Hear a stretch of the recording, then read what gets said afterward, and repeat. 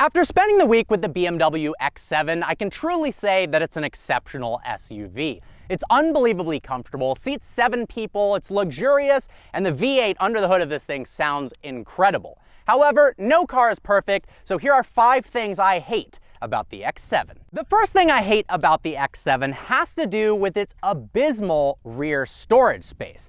This car seats 7 people, right? So in theory, you'd be able to take your family on a weekend vacation packing the entire car. If you just wanted a 5-seater, then you'd get an X5. So obviously you want to be using those rear seats. Well, when you open this up and the rear seats are folded completely back in their upright position, you get 12.8 cubic feet of storage. It's a 1.5 feet deep and about a 1.5 feet tall. There is no way, if you loaded this up with your entire family with 7 people, which can sit comfortably, that you could fit 7 people worth of storage back here. I mean, you could barely fit 1 or 2 people. For reference, the McLaren GT, a 2-seater supercar, has more cargo space than the X7 does with its seats up. The Lincoln Navigator in its base form has almost double the rear storage, and the extended wheelbase Navigator has triple the rear storage of this car. Now, I understand, of course, you can fold the rear seats down, and chances are it might not be a problem, but if you plan on packing the family and want to travel with a lot of goods, it ain't happening in the X7. The second thing I hate about the X7 is actually an option, and I'm conflicted about it because it's so cool, but it creates a massive impracticality.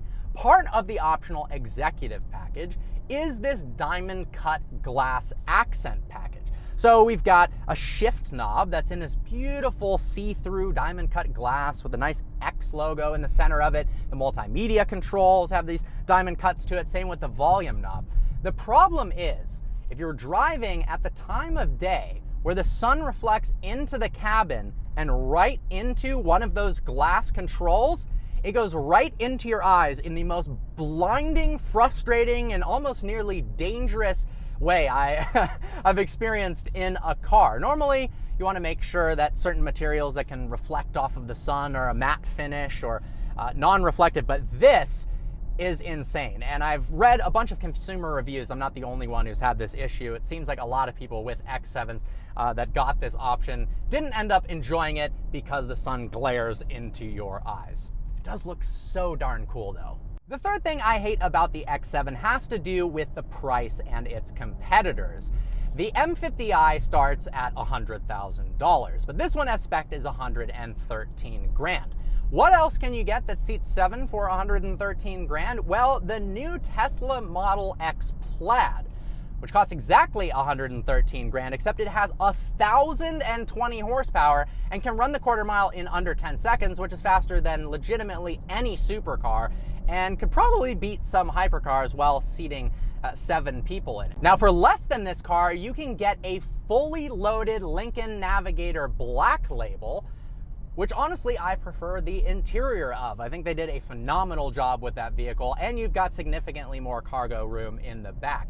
And then we've got the new Jeep Grand Wagoneer, which looks absolutely gorgeous in the interior as well. So there are some very, very stiff competitors in this segment, particularly that new Model X Plaid. It is really hard to beat a car that has 1,020 horsepower. Fourth up are the front grills. Now, personally, I don't mind them. I think they fit well with this large of a vehicle, but I understand people who don't. It's a very polarizing look, and a lot of people aren't a fan of the front grills. But obviously, looks are a personal taste, so you're either going to enjoy it or you're not. Now, last up is the X7's reliability. Now, it's nothing new that large, really expensive, luxurious vehicles usually break down and are relatively unreliable.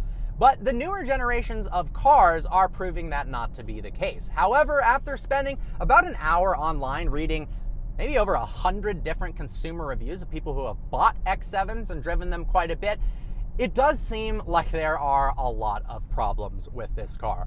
Not all the time, but when the problems do happen, it seems like they happen over and over again. Most of the people were complaining about small things, electronics. It seems like the backup camera goes out a lot, which honestly is a pain. This is such a big vehicle that not having that backup camera would be more difficult, but obviously you can drive it temporarily without that. Now, Motor Trend did a 40,000 mile long-term test with an X7, and they had some additional problems. One was kind of hilarious, but not hilarious if it's raining. The front windshield wipers just ripped themselves off the front of the vehicle, and they got lost on a journey. I don't know quite how that happens, but they did.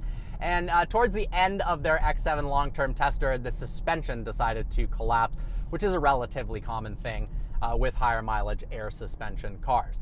Now, is it horribly unreliable? Absolutely not. Now, I'm sure there's thousands or tens of thousands of X7 owners that have had flawless ownership experiences without any issues, but I did want to point out some issues that appear to be more common than others.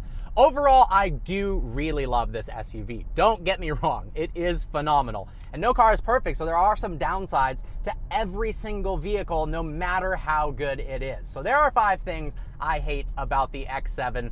The rest of the car is absolutely phenomenal. Well, guys, I hope you enjoyed today's video. Like always, please browse the channel and subscribe. I look forward to seeing you next video.